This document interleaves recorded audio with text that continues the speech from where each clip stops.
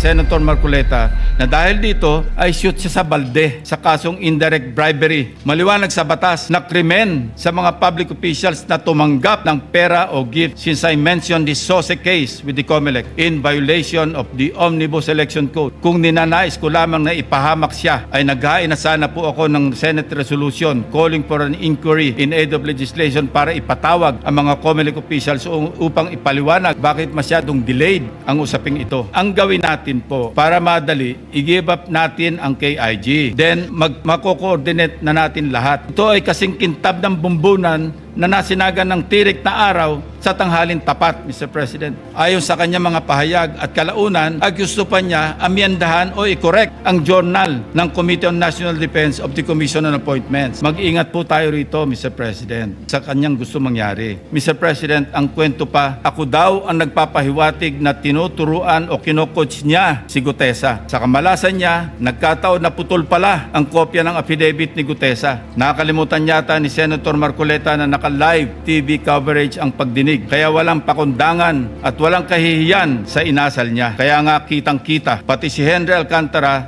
tawang-tawa. Nakalimot din sandali na hindi pa siya state witness noong nag-testify si Gutesa. Let us watch the actual video dahil baka sabihin na naman niya nag-splice kami ng video. Eto na mga boss, kakapasok lang na balita. Grabe si Lacson, tumistigo na. Kulong si Marcoleta, nahuli na sa Senado, binulgar na ang ebidensya. Base sa impormasyong kumakalat ngayon sa social media, inisa-isa na ni Senator Pampilo Lacson ang mga kasalanan ni Senador Rodante Marcoleta. Talagang hindi na siya patatakasin pa sa Senado, hindi na siya makakatakbo. Wala nang takas dito si Senador Rodante Marcoleta. Sobrang init ng mga ebidensyang pinakita ni Senador Pampilo Lacson. Shoot na shoot sa sapatibong. Pwede na siyang ipakulong. Sobrang dami daw niyang kaso, pwede na siyang ipaaresto. Kaya ito, sabay-sabay nating panoorin kung paano si Senator Pampilo Lacson, grabe, tumistigo na. Kulong si Senador Rodante Marcoleta. Nahuli na sa Senado, binulgar na ang ebidensya. Tara, panoorin natin to. Napilitan akong balikan ang napakaraming pagkakataon na ako ay naging paksa ng kanya mga personal na atake. Perhaps, Mr. President, it started when this representation inquired about Senator Marcoleta's hilaw interpretation of Senate rules relative to his motion to dismiss in the impeachment case against Vice President Sara Duterte last year. Thus, on August 6, 2025, I manifested my inquiry regarding Senator Marcoleta's arguments calling for the dismissal of the impeachment case against Vice President Sara Duterte using Section 135 of the Senate rules.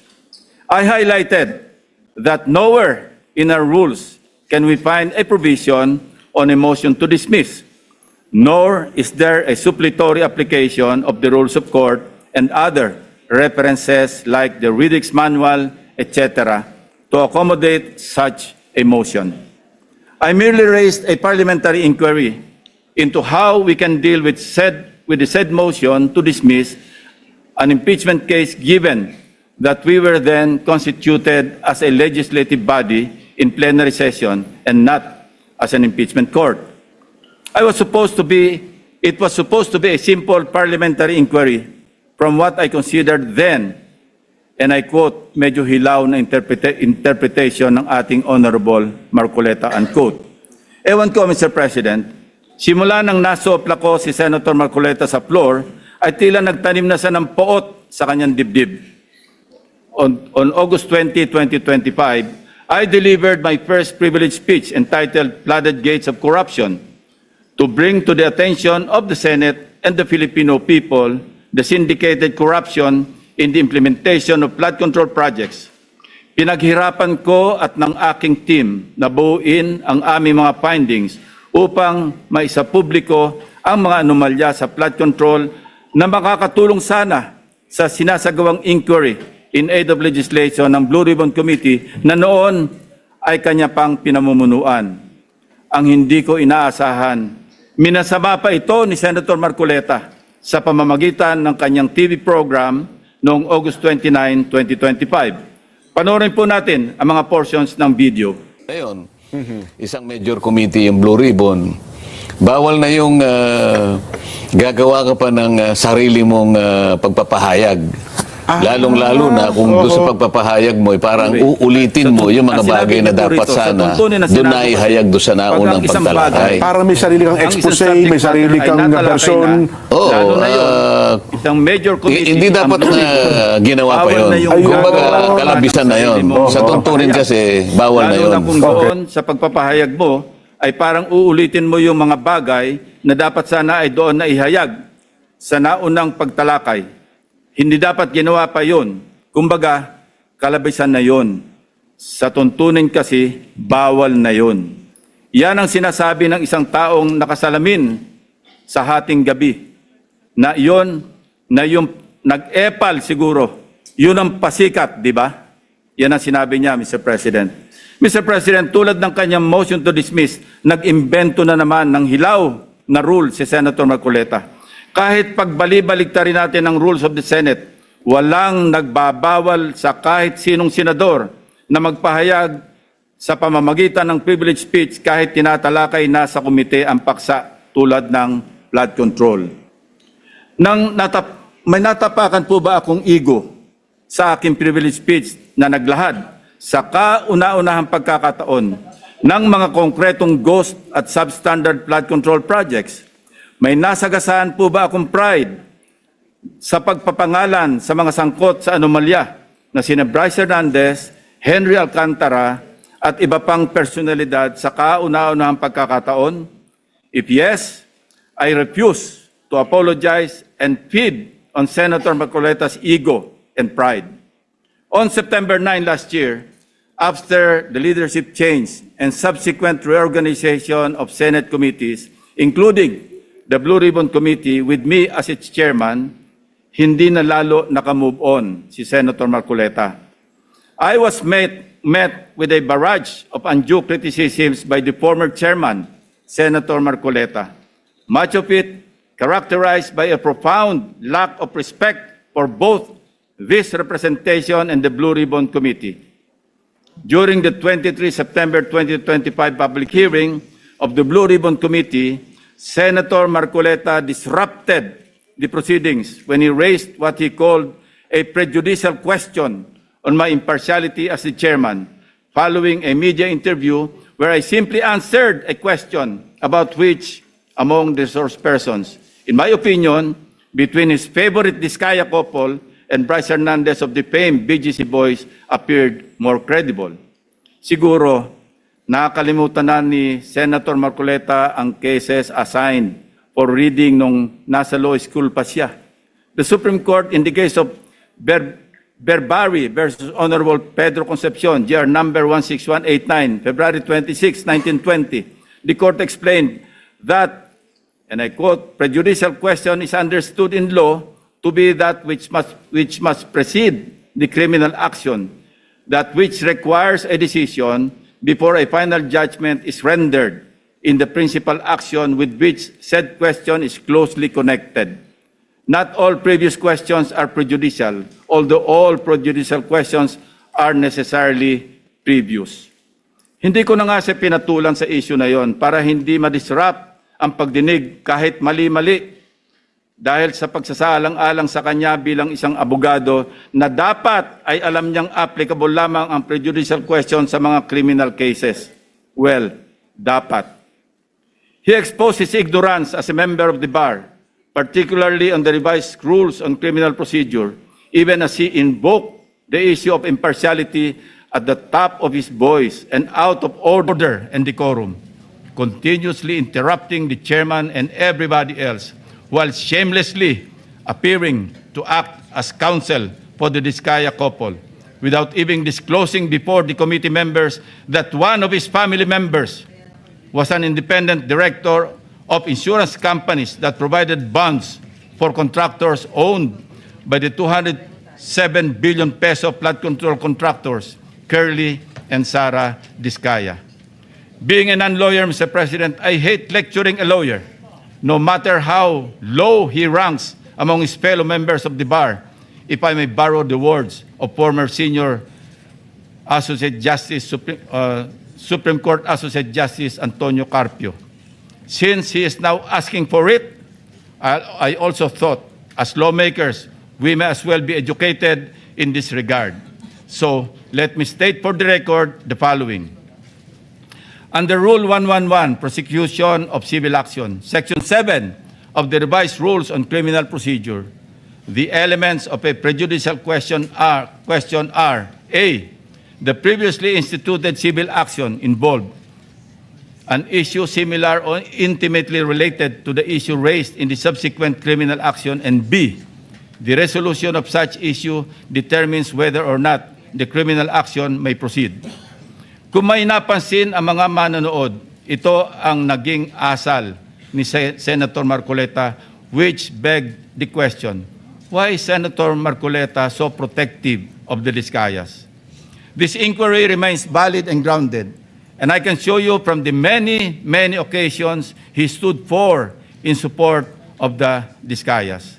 Let us watch. Mr. President, it is also coincidental that multiple news outlets revealed a damning link between Senator Marcoleta and the Discayas. In one news story, a relative of Senator Marcoleta was said to hold a directorship at Stronghold Incorporated and Milestone Guarantee insurance companies that provided bonds for contractors owned by the flood control king and queen, Curly and Sara Discaya, at the center of a multi-billion peso flood control corruption scandal, raising conflict of interest questions in a high-profile Senate probe. Hindi pa po dito nagtatapos ang pagbibida ni Senator Marcoleta. Noong September 25, 2025, nagpresenta si Senator Marcoleta ng surprise witness sa katauhan ni Mr. Orly Gutesa. As chairman, I did not raise any objection to members like him introducing surprise witnesses during the proceedings at that time, as long as it can help in unearthing the truth behind the flood control mess, including and most importantly, exposing the masterminds, if evidence warrants. Gayunpaman, hindi pa man tapos ang araw, pumalag na sa media ang sinasabing nakapirma sa notary public na si Attorney Pechi Espera. Nakalaunan ay naging kasalanan ko pa din sa paningin ni Senator Marcoleta. Hindi po ang Senado ang nag-iimbestiga at nagbigay ng hatol na forged ang notaryo ni Gutesa. Mismong ang Branch 18 ng Regional Trial Court ng Manila ang nag-imbestiga. Independent yon sa Senado. Sa halip na tanggapin, galit pa sa resulta ng kaso dahil hindi naaayon sa gusto niyang kalalabasan ng imbestigasyon. Asal bida talaga. Ang matindi pa, nanakot pa na magsasampa ng kaso laban sa judge at abogado. Again, style bida. Pa-victim effect pa po masyado na parang bida sa pelikula. Mr. President, ang kwento pa, ako daw ang nagpapahiwatig na tinuturuan o kinocoach niya si Gutesa sa bahaging ito ng pagdinig. Mr. President, sa obserbasyon ng napakaraming nanonood, tila baga tinuturuan niya kung anong pahina. Page 20 nga daw ang basahin. Sa kamalasan niya, nagkataon na putol pala ang kopya ng affidavit ni Gutesa. Kung todo, tinayuan pa niya para ibigay ang kanyang kopya na parang bida sa eksena. Nakalimutan yata ni Senator Marcoleta na naka-live TV coverage ang pagdinig, kaya walang pakundangan at walang kahihiyan sa inasal niya. Kaya nga kitang-kita, pati si Henry Alcantara tawang-tawa. Nakalimot din sandali na hindi pa siya state witness nung nag-testify si Gutesa. Let us watch the actual video dahil baka sabihin na naman niya nag-splice kami ng video. Let's Ang watch. nasabing basura, ito, Merong napuputol sa binabasa mo eh. Huwag kang magmadali. Huwag kang magmadali. naputol na, Ulitin mo yung paragraph 20. wala na akong, hindi ko makita na putol na siya.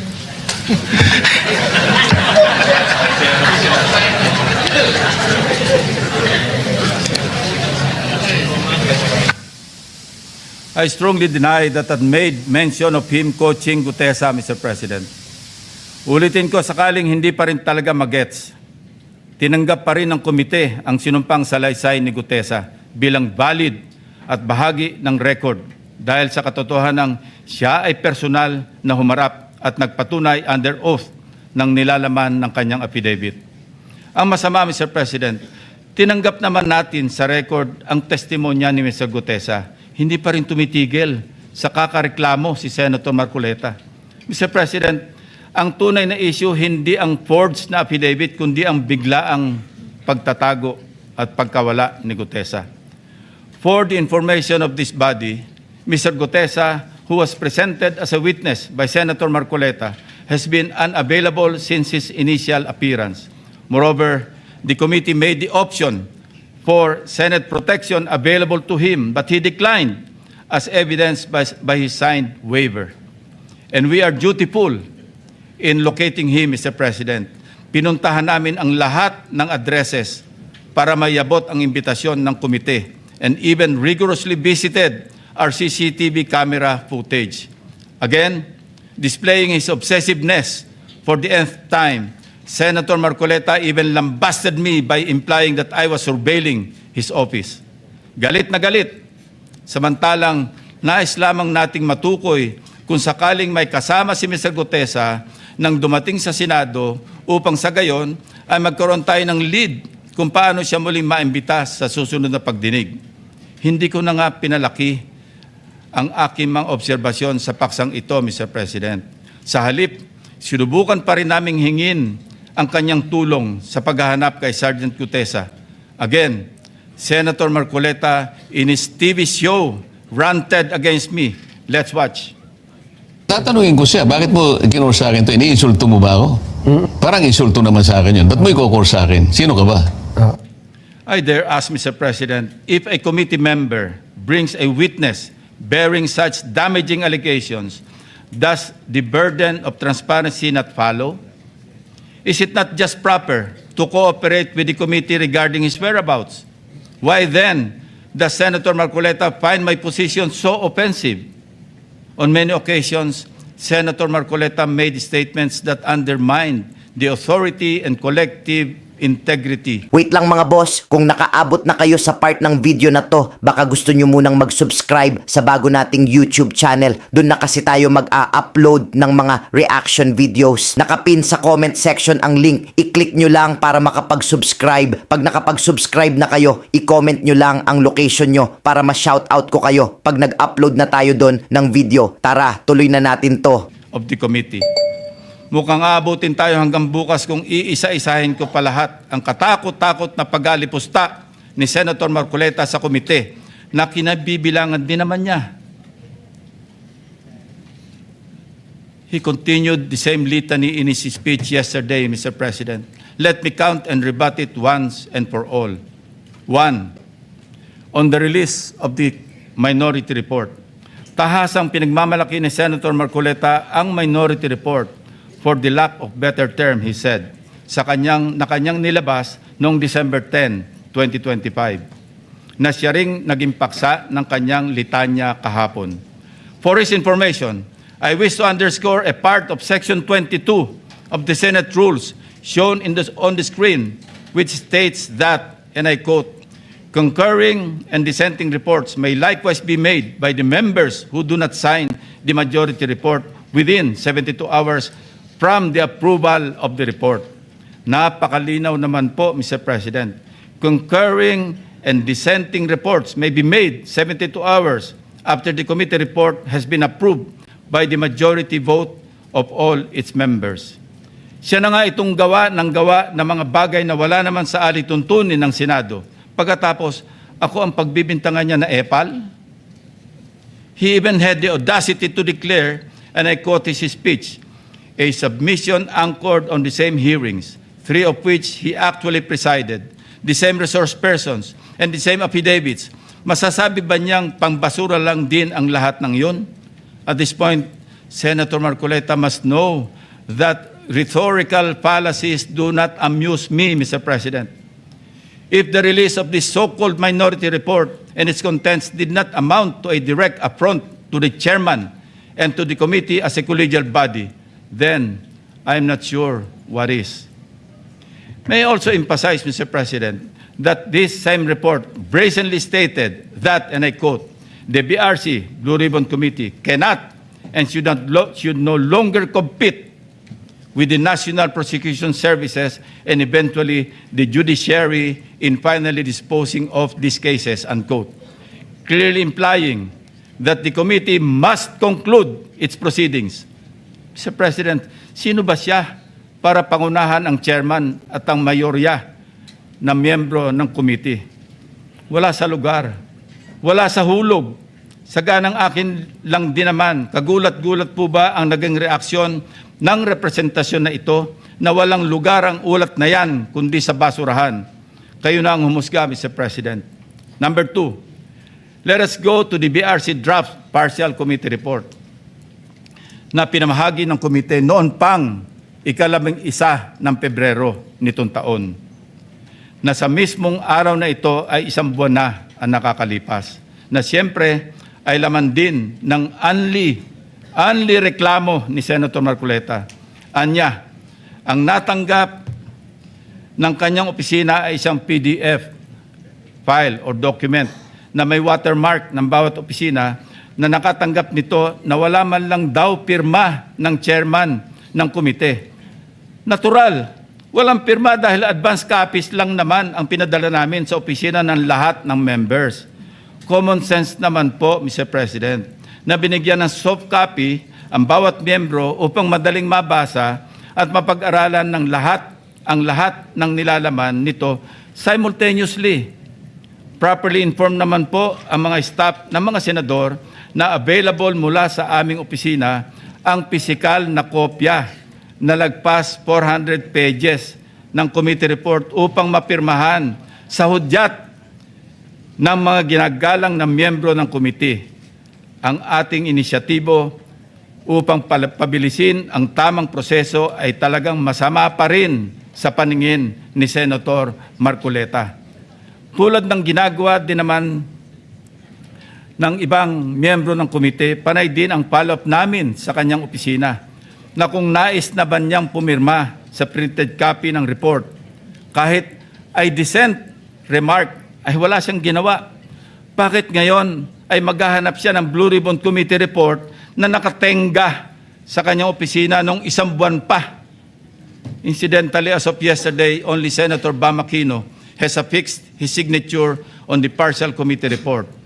It goes without saying that I respect each and every member's decision when they will sign the report, if at all. What I despise is Senator Marcoleta's audacity to lie about his inability to sign the same by citing an untruthful reason for not signing, Mr. President.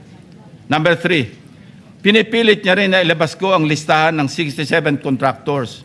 He said in his speech, and I quote, in his press release dated August 10, 2025, posted on the Senate website, the BRC chairman disclosed that House members called him and that he had a list of 67 congressmen who are contractors.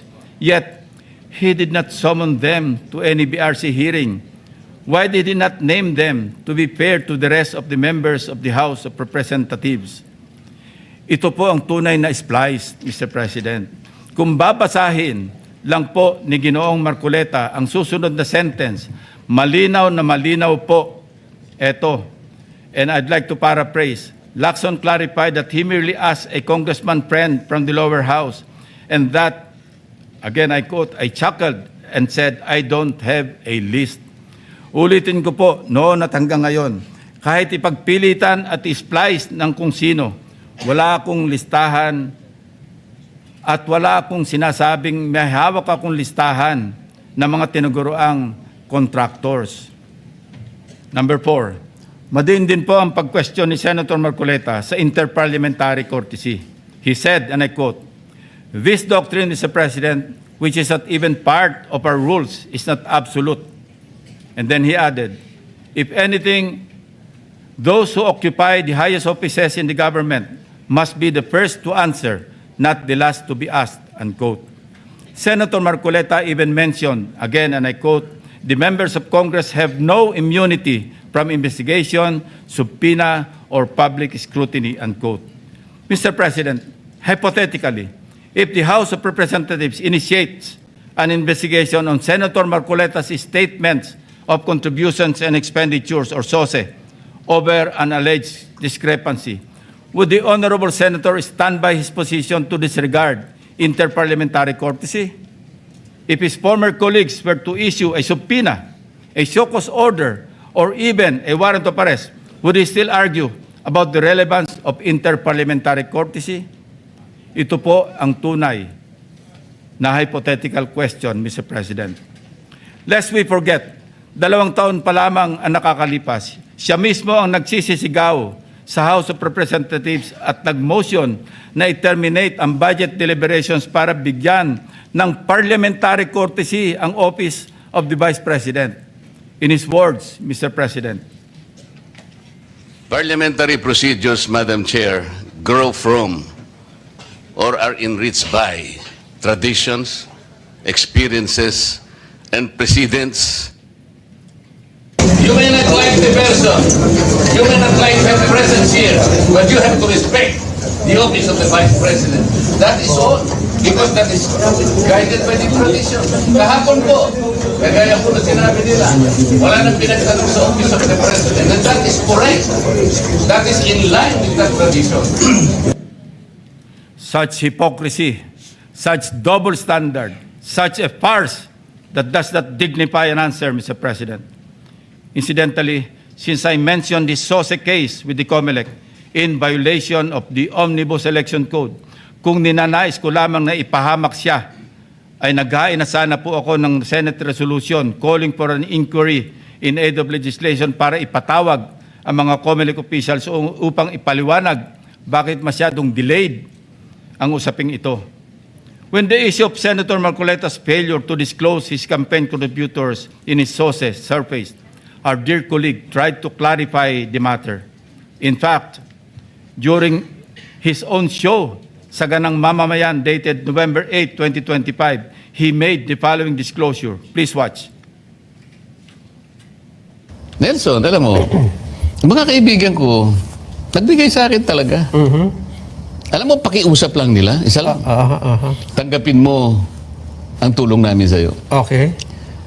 Congressman ako noon Kong, kami po ay naniniwala na karapat dapat kang makarating sa Senado. Tanggapin mo ang lagang to. Marami sila. Isa lang ang kanilang pakiusap sa Ano akin. po yun? Sana wag mo na kaming i-disclose ang identity. Ngayon, kapag ka naglagay ako ng figure sa contribution, mapipilitan akong mag-disclose ng pangalan nila. Alam mo kung bakit?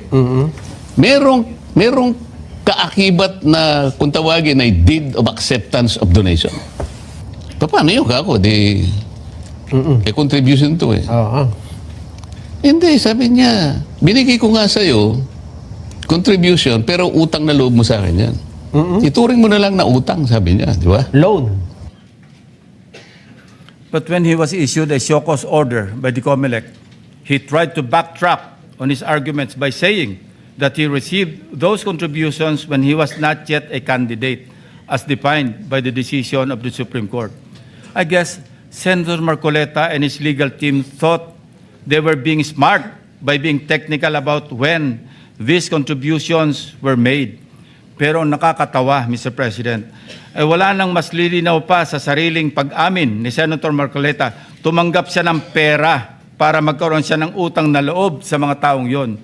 Isang maliwanag na admission against interest, ang sabi nga ng mga abogado. Bilang isang abogado, dapat alam ni Senator Marcoleta na dahil dito ay shoot siya sa balde sa kasong indirect bribery under Article 211 ng Revised Penal Code dahil member siya ng House of Representatives ng panahon na yon.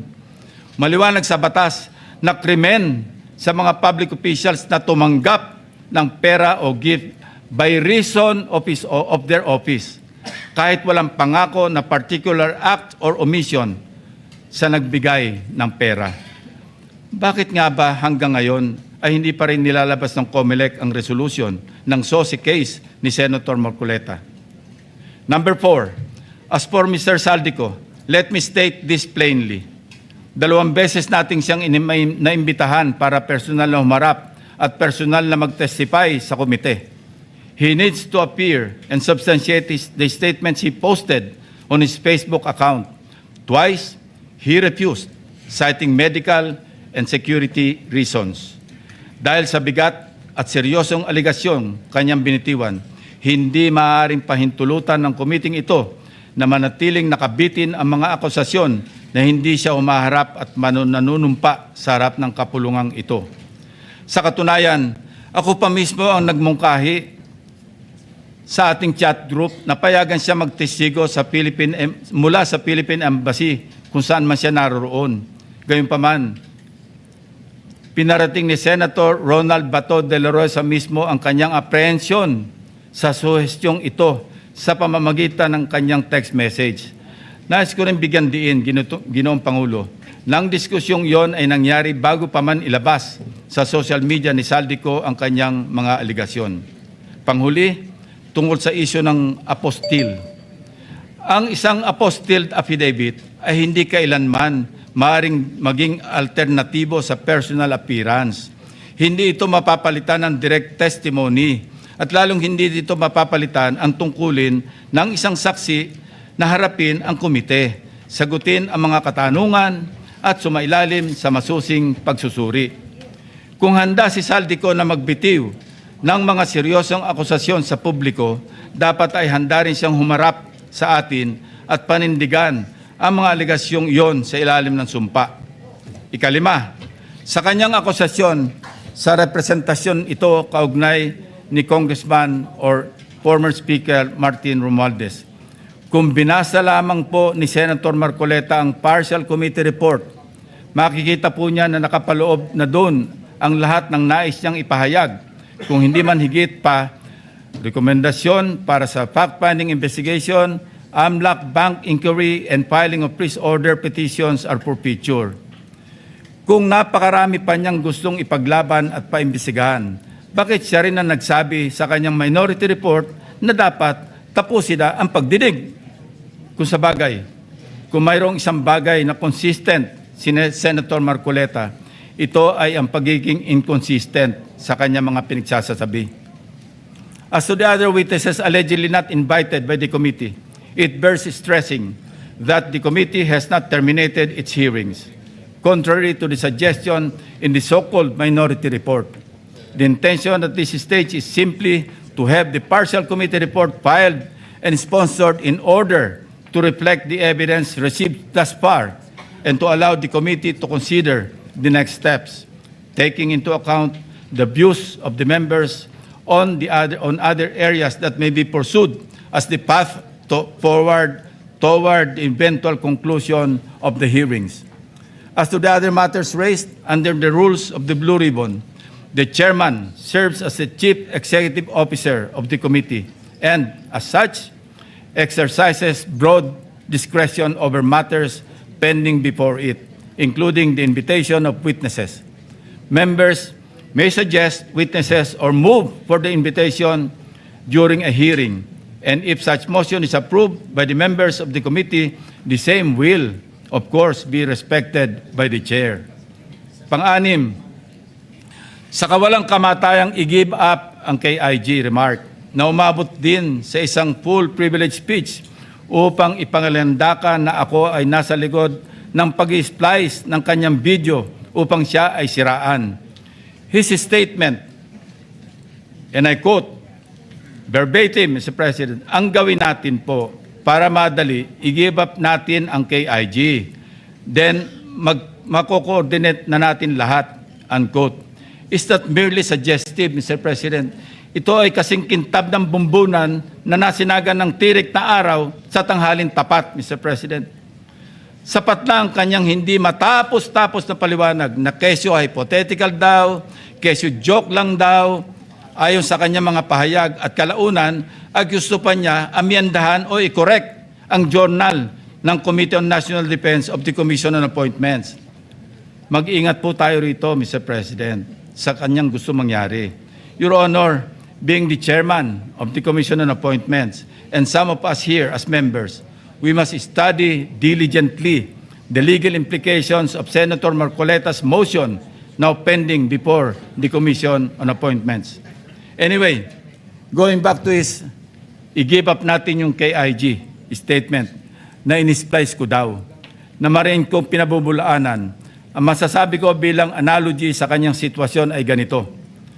When one looks the same as when he does before going to bed at night, how can there be splicing?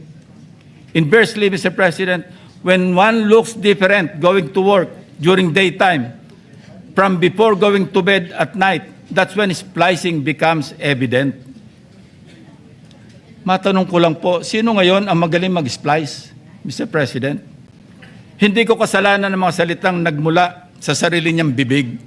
May tawag nga dito ang mga Gen Z, classic case of gaslighting. Number 7, sangkatutak na ang mga pahayag ni Senator Marcoleta na napakalinaw na hindi pumapabor sa ating pambansang interes. Sangkatutak na rin ang mga nagbigay ng kanilang mga negatibong reaksyon.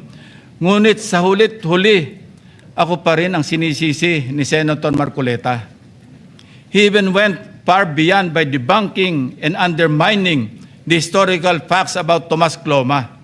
Senator Marcoleta said, I was all wrong when I said that this Pratt list was discovered and consequently occupied and owned by lawyer and businessman Tomas Cloma, citing the principle of terra nullius or res nullius. It was for him a historical distortion. Curiously, Mr. President, these narratives align with those of the Chinese narratives, plucked directly from the People's Republic of China's Ministry of Foreign Affairs official website, Mr. President. Let's show the slides. Po, kita-kita natin kung anong sinabi ng website ng Ministry of Foreign Affairs ng People's Republic of China. Yan din ang kanya sinasabi. Now, Senator Marcoleta speaks of a pattern that he himself built in his head to discredit this representation. But if we backtrack the events that transpired in the past several months, one thing is crystal clear. When cornered by the fault of his own doing, he employs a diversionary maneuver, pathetically stretching the conversation, no matter how illogical, until people get drained and tired. Just as a squid squirts ink to darken the water and blind everyone around while it swims away, a person may throw out irrelevant issues, fake scandals, or emotional outbursts to distract the public from the actual evidence or the main point of an investigation. After all is said and done, I am tempted to ask these questions, Mr. President. On the West Philippine Sea, which side of the South China Sea is Senator Marcoleta on? On the anomalous graft-ridden flood control projects, is Senator Marcoleta for the Discayas or the people of the Philippines? I think we know the answers, Mr. President. Thank you, distinguished colleagues, and thank you, Mr. President. Ngayon, ikaw bilang Pilipino, ano ang masasabi mo at reaksyon sa balitang ito? Mag-iwan ka ng komento mo sa ibaba at atin pong babasahin isa-isa.